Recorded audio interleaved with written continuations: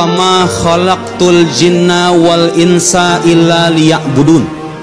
Jawaban ringkas dari Al-Quran, aku tidak menciptakan jin dan manusia kecuali untuk menyembahku.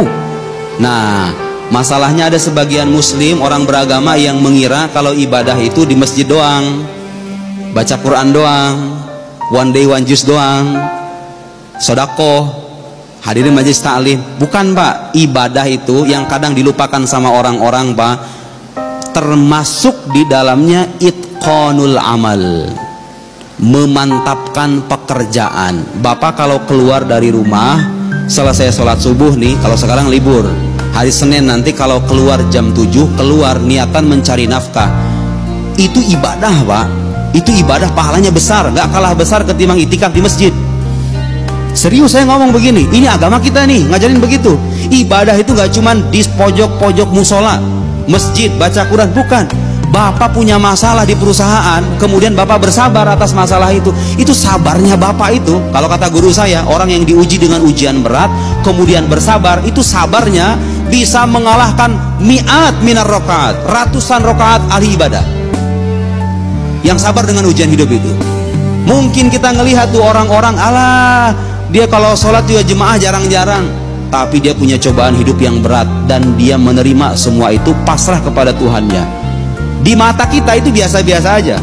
So ada orang kemana-mana bawa tasbih, oh sholatnya rajin begitu.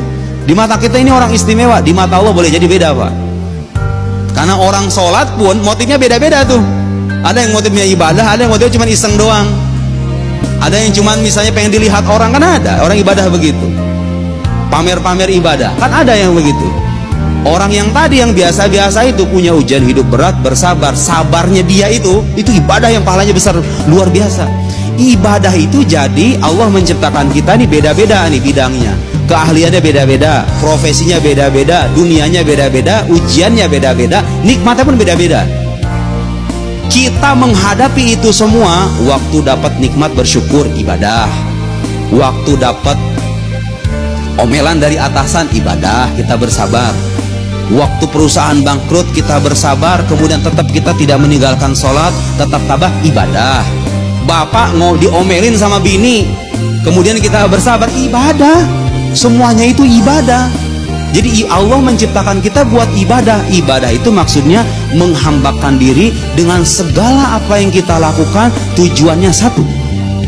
Dan itulah cerminan dari kalimat tauhid, la ilaha illallah. Dulu pernah ada orang nanya begini, orang ateis nanya, itu kan ada hadis Nabi yang mengatakan man qala la ilaha illallah dakhalal jannah. Siapa yang mengatakan la ilaha illallah dia akan masuk surga. Kok gampang banget katanya masuk surga? Cuma ngomong la ilaha illallah doang. Dia lupa bahwa la ilaha illallah itu kalau diterjemahkan ke dalam kehidupan nyata kayak begitu Pak. Orang gak mungkin berbuat zolim kalau ngomong la ilaha illallah itu, karena dia tahu bahwa kezoliman, nafsunya itu, nafsu berbuat zolim itu tidak layak dipertuhan. Yang layak dipertuhan hanya Allah saja. Kalau orang ucapin la ilaha illallah dengan hatinya, dia gak mungkin gila harta. Karena secara tidak sadar kalau dia gila harta, dia mempertuhan harta kan.